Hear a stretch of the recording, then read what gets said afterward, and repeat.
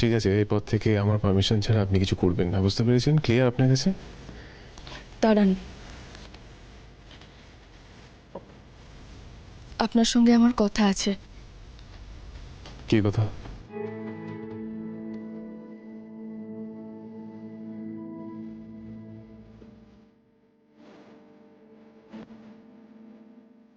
এটা কি এটা? শাড়িটা এর মধ্যে আছে। আপনি আবার ওই শাড়ি নিয়ে? হ্যাঁ, আবার ওই শাড়িটা নিয়ে নিতান্ত বাধ্য হয়ে আপনার কাছে এটা আমি নিয়ে এসেছি। দেখুন, কাল তো আপনি আমার একটা কথাও শোনেননি। আজ দয়া করে আমাকে বলার সুযোগ দিন। আমি কিন্তু নিজের থেকে শাড়িটা পরিনি ইন্দ্রবাবু। দেখুন, আমি শাড়ি নিয়ে আর কোনো কথা বলতে চাই না, বুঝতে পেরেছেন? আমি জানি আপনি এই বিষয় নিয়ে কথা বলতে চান না, কিন্তু ইন্দ্রবাবু আপনি বিশ্বাস করুন, আমার কোনো উদ্দেশ্য ছিল না শাড়িটা পরার। আমি আমি ভেবেছিলাম আপনি হয়তো আমাকে এই উপহারটাই দিয়েছেন, তাই আমি পড়েছিলাম।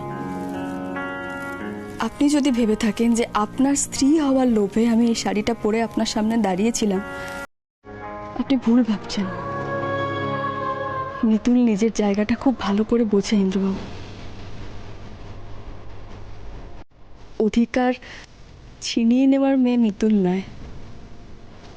আমি জানি আপনি শুধুমাত্র বুবলির জন্য আমায় বিয়ে করেছেন, আর এই কথাটা আপনি এতবার আমায় বলেছেন যে এই কথাটা আমার মাথায় গভীরভাবে গেঁথে গেছে।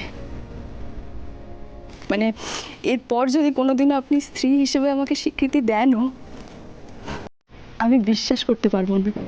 দেখুন আপনি কিন্তু দয়া করে আমাকে শেষ করতে দিন ইন্দ্রবাবু। দেখুন, ছলনা করে আপনার কাছাকাছি আসার কোনো ইচ্ছে নেই আমার। আজ আপনাকেও একটা কথা জেনে রাখতে হবে, আমি ছলনা করতে ভালোবাসি না। আমার যা বলার হয়, যা করার হয় আমি মুখের ওপর বলি। আমার মধ্যে কোনো ভান নেই। আর কাল পিসিমণির মুখে সবটা শোনার পর তো থাকার কথাও না।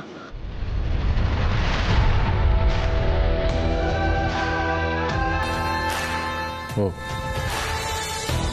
পিসিমণি আপনাকে, মানে পিসিমণি আপনাকে আমার সম্পর্কে কি বলেছে? যেটা আপনি আমাকে এতদিনও বলেননি, বা বলার প্রয়োজন বোধ করেননি। আমি এখন জানি যে ইন্দ্রজিৎ লাহিড়ী বিবাহিত।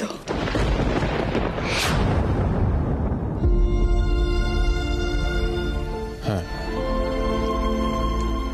এটা আপনাকে আগেই বলা উচিত ছিল, কিন্তু সেরকম কোনো সিচুয়েশন হয়নি, তাই বলা হয়নি। আই হোপ আপনি এবার বুঝতে পেরেছেন আমি ঠিক কোন কোন জিনিস থেকে নিজেকে দূরে রাখতে চাই। হ্যাঁ, আমি বুঝতে পেরেছি, কিন্তু দূরে সরিয়ে রাখাটা কি এত সহজ? আপনি হয়তো সবকিছু ভুলে যেতে চান, কিন্তু মনে রাখা যতটা সহজ, ভুলে যাওয়া তো ততটা সহজ নয় ইন্দ্রবাবু।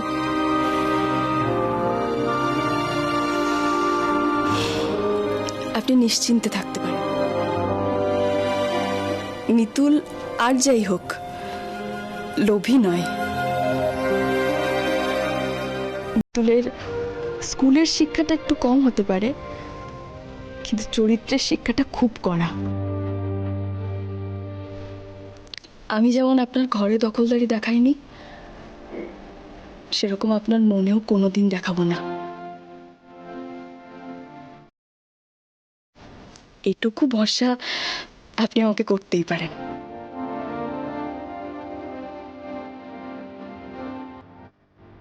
আমার আর একটা কথা আছে।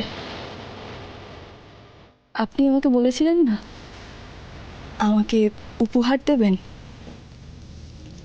আজ আমি আপনাকে একটা উপহার দিতে চাই।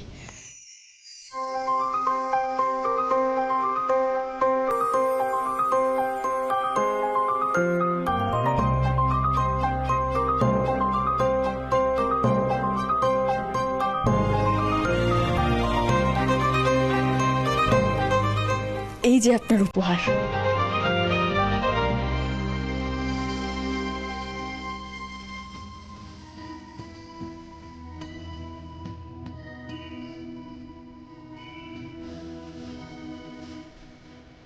গুগলি আপনার, ইন্দ্রবাবু। আপনি তো জীবনে অনেক কিছু হারিয়েছেন, কিন্তু গুগলিকে যাতে কোনোদিনও হারাতে না হয়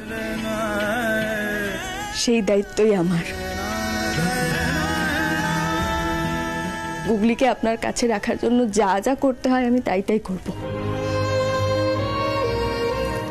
কেউ কোনোদিনও আপনার কাছ থেকে গুগলিকে কেড়ে নিতে পারবে না।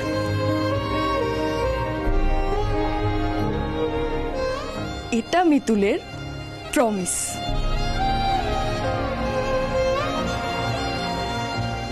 মিতুল মা, তুই এসব কি বলছিস? আমি তো কিছুই বুঝতে পারছি না। বুড়ো ছেলে, মিতুল মা এসব কি বলছে?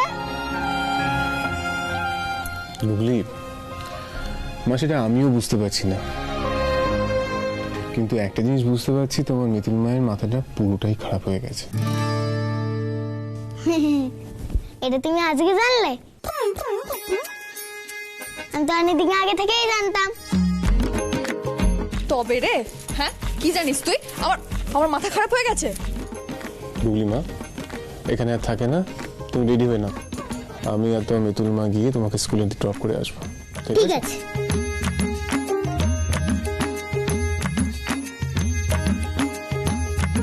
শুনুন,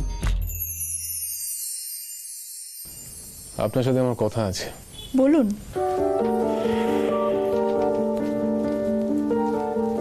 আপনি তখন বলছিলেন না আপনি ওই শাড়িটা নিজে থেকে পরেননি, কেউ আপনার ঘরে গিয়ে শাড়িটা রেখে দিয়ে এসছে। হ্যাঁ, কিন্তু কে রেখেছিল?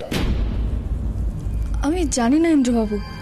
আমি ঘরে ঢুকে দেখি একটা প্যাকেটের মধ্যে ওই শাড়িটা আমার বিছানায় রাখা আছে। তার মানে কেউ ইন্টেনশনালি ওই শাড়িটা এই ঘরে এসে রেখে দিয়ে যায়। আমাকে জানতেই হবে এটা কে করেছে। দাঁড়ান,